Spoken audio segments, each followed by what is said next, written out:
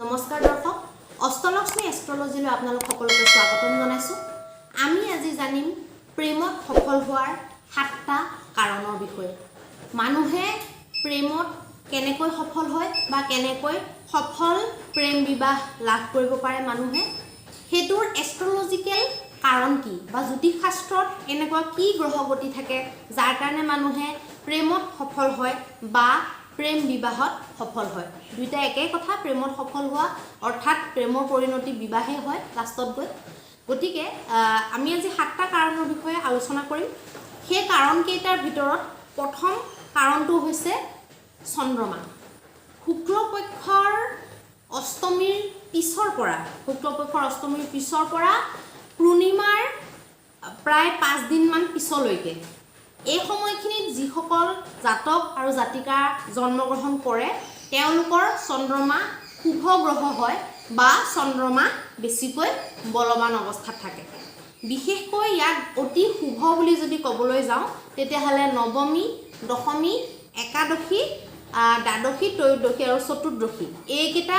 শুক্লপক্ষৰ এইকেইটা তিথিৰ চন্দ্ৰমা আটাইতকৈ শুভ হয়। গোটেই মই প্ৰথমতে কোৱাটোও হয়, কিন্তু এইকেইটা মাজৰ এইকেইটা নৱমীৰ পৰা চতুৰ্দশীলৈকে বেছি ভাল বুলি ধৰা হয় চন্দ্ৰমাৰ বলাবলত। পূৰ্ণিমাটো কিছু ক্ষেত্ৰত ভাল নহয়, বেছি মানে সন্তুলনটো প্ৰতিষ্ঠা কৰাৰ কাৰণে পূৰ্ণিমা আৰু অমাৱস্যা দুইটাই বেয়া। গতিকে পূৰ্ণিমাটো জন্ম হ'লে ভালে হয়, এনেই নৰ্মেলিটো ভাল বুলি কয়, কিন্তু হ'লেও তাত কিছুমান মাইনাছ পইণ্ট থাকে। ডাইৰেক্ট যেতিয়া পূৰ্ণিমাত জন্ম হয় তেতিয়া পূৰ্ণিমাৰ সময়ত অমাৱস্যাৰ সময়ত মানুহজনৰ উদ্বিগ্নতা মানে মানসিক ব্যগ্ৰতাটো বহুত বেছি হাই লেভেলত উঠি যাব পাৰে, সেইকাৰণে কিছুমান মাইনাছ পইণ্ট থাকে। গতিকে এইখিনিৰ ভিতৰত যদি জন্মগ্ৰহণ কৰিছে কোনোবা জাতক বা জাতিকা তেতিয়াহ'লে তেওঁলোকৰ প্ৰেমত সফল হোৱাৰ সম্ভাৱনা সদায় বেছি থাকে। প্ৰেমত সফল হোৱাৰ সম্ভাৱনা মিনছ প্ৰেমত কষ্টটো অলপ কম পায় বা কষ্ট পালেও লাষ্টত গৈ সফল হয়। মই ইয়াত 3টা কথা উল্লেখ কৰিছোঁ, গতিকে ভিডিঅ'টো ভালকৈ মন দি শুনিব। ছেকেণ্ডত হৈছে লগ্নৰ মালিক যদি শুভ স্থানত থাকে, লগ্নৰ প্ৰত্যেকজন ব্যক্তিৰে লগ্ন থাকে, ৰাশি থাকে, ইয়াত আমি লগ্নৰ কথা উল্লেখ কৰিছোঁ। লগ্নৰ মালিক যদি শুভ স্থানত বহি থাকে, উইথ যদি বলৱান হৈ থাকে, শুভ স্থানতো বহি থাকিব লাগিব, আকৌ বলৱানো হৈ থাকিব লাগিব, আৰু যদি তাত কোনো ধৰণৰ পাপগ্ৰহৰ যদি দৃষ্টি নপৰে তেতিয়াও প্ৰেমৰ সফল হোৱাৰ সম্ভাৱনাটো বৃদ্ধি পায় বা তেনেকুৱা মানুহেও প্ৰেমত সফল হয়। পঞ্চম স্থানৰ মালিক মানে প্ৰেম স্থানৰ আমাৰ এজন মালিক থাকে। পঞ্চম স্থানটো প্ৰেম স্থান, সন্তান স্থান, প্ৰাৰম্ভিক শিক্ষা স্থান গোটেইকেইটা ধৰা হয়, আৰু পঞ্চম স্থানৰ পৰা বিজনেছ বা চাকৰি ক্ষেত্ৰতো বিশ্লেষণ কৰা হয়। আকৌ পঞ্চম স্থানটোকে প্ৰেমৰ বা মানসিক সন্তুষ্টিৰ ভাৱ বুলিও কোৱা হয়। গতিকে পঞ্চম স্থানৰ মালিক যদি পঞ্চম স্থানত যদি দুটা বা দুটাতকৈ বেছি যদি পাপগ্ৰহ বহি থাকে বা দুটা বা তাতোতকৈ বেছি পাপগ্ৰহৰ যদি দৃষ্টি যদি নাথাকে তেতিয়াহ'লেও প্ৰেমত সফল হোৱাৰ সম্ভাৱনা বৃদ্ধি পায় বা তেনেকুৱা লোকসকলে প্ৰেমত সাধাৰণতে সফল হোৱা দেখা যায়। পঞ্চমত যদি শুভ চন্দ্ৰমা থাকে, শুভ চন্দ্ৰমা মানে মই ক'লোৱে শুক্লপক্ষৰ অষ্টমীৰ পৰা প্ৰায় কৃষ্ণপক্ষৰ পঞ্চমী ষষ্ঠীলৈকে ধৰি লওক, সেয়া হৈছে শুভ চন্দ্ৰমা। যদি শুভ চন্দ্ৰমা থাকে পঞ্চমত,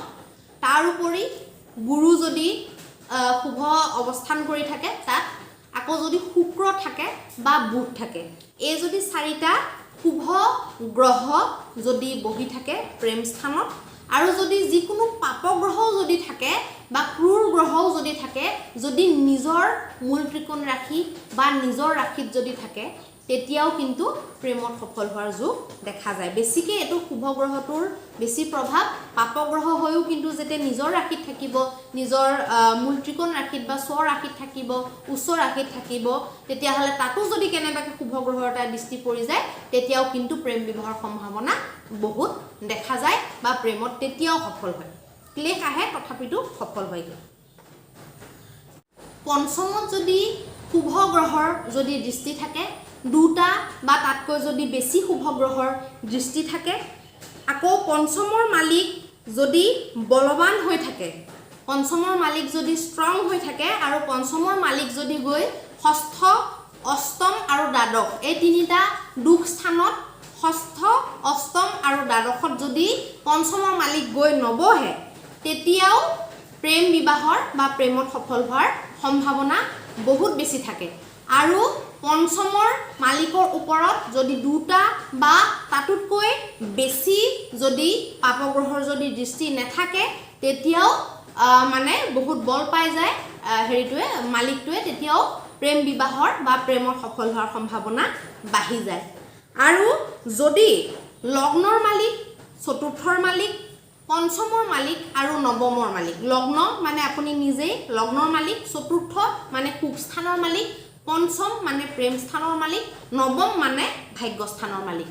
এই মালিক কেইজন যদি অংশগত হিচাপেও যদি বলৱান হৈ থাকে আৰু যদি শুভ স্থানত থাকে এই গোটেই কেইটাৰে মালিক যদি বলৱান হৈ থাকে শুভ স্থানত থাকে আৰু দুটা বা তাতোধিক যদি পাপগ্ৰহৰ যদি দৃষ্টি নাথাকে তেনেকুৱা অৱস্থাটো প্ৰেম বিবাহৰ বহুত বেছি সম্ভাৱনা দেখা যায় আৰু প্ৰেমত সফল হয় তেনেকুৱা ব্যক্তিসকল